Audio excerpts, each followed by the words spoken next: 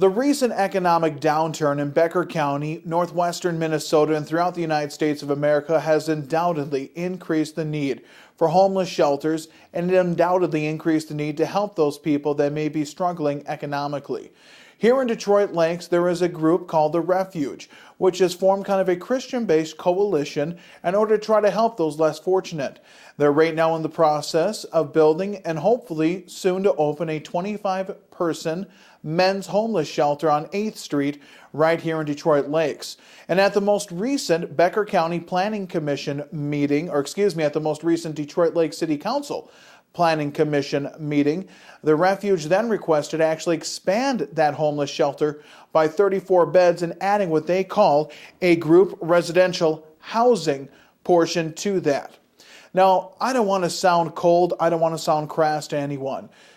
Obviously, homelessness is an issue. In the Fargo-Moorhead area alone, there's 406 homeless people at any given time and only about 330 beds for them, which obviously means, and as we get closer and closer to the cold winters, there's plenty of people that do not have a warm place to stay.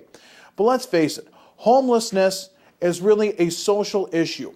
Most people that are homeless suffer from either drug or alcohol abuse or some other mental affliction that has not allowed them to be able to perpetrate themselves in society.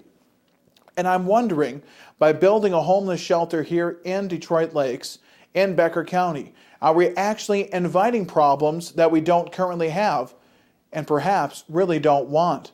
With the city constantly expanding, law enforcement losing a position, and really law enforcement being the ones that has to deal with homelessness first and foremost, are we really doing the city a service by adding this?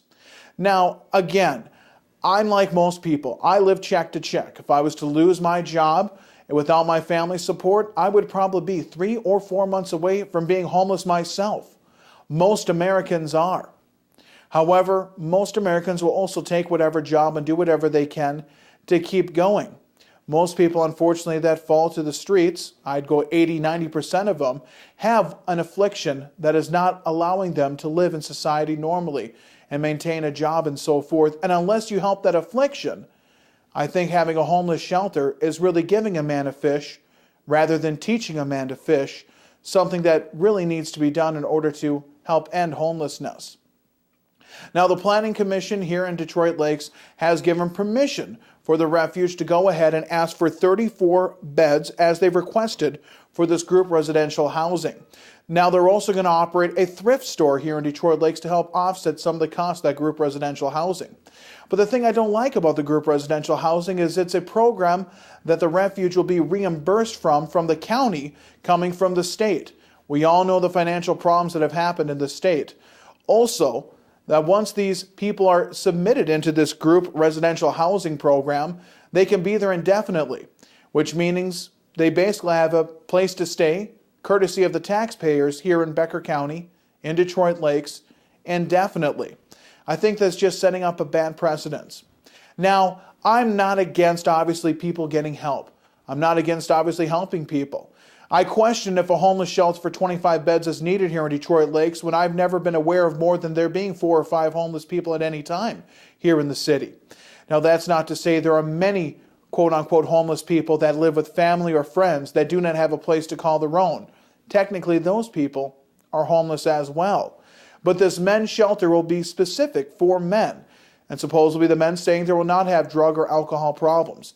But I can't help but thinking that we need to be very careful as we move forward with this project here as a community. Now, the Refuge is doing it all on their own. They're doing the fundraising on their own. There's no government involvement other than the permits being allowed for them to have it. But if they are going to go for and get granted from the state this group residential housing portion, now tax money is being involved. And I think people need to be aware and watch what's going on.